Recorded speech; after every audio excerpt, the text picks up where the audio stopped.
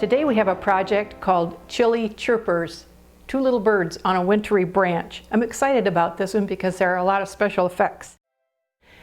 Now you can see on my sketch, I've already applied some masking fluid to the large branch that the birds are sitting on and to the bodies of these two little birds. What I want to do now is to make sure that I get all the little fine feathers that are sticking out of the body individually masked. So I'm taking a palette knife. I just stick the little palette knife into the masking fluid and pull these hairs out. It's a nice way to make real fine lines. So I'm going to do that the whole way around these birds on each of them and get those fine lines. Okay, when you're done with that, then I'd like you to take your old synthetic brush, an old brush, dip it in water, get some soap on it, an ordinary bar of soap that I always keep in my paint box. What this does is stop the masking fluid from sticking to the brush and ruining it.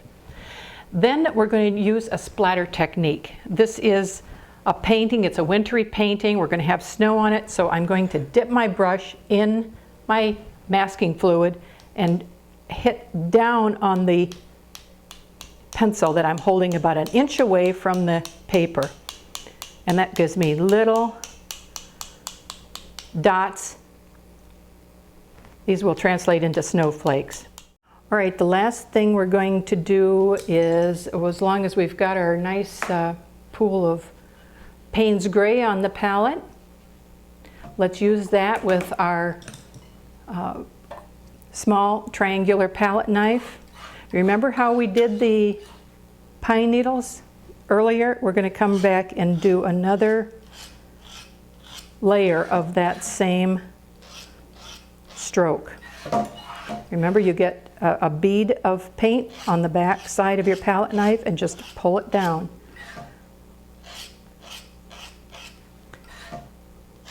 I think it might be a nice idea to mix a very dark green and do the same thing so that all of it isn't the dark Payne's Gray. So let's do that with a green. That'll again give it another dimension of color.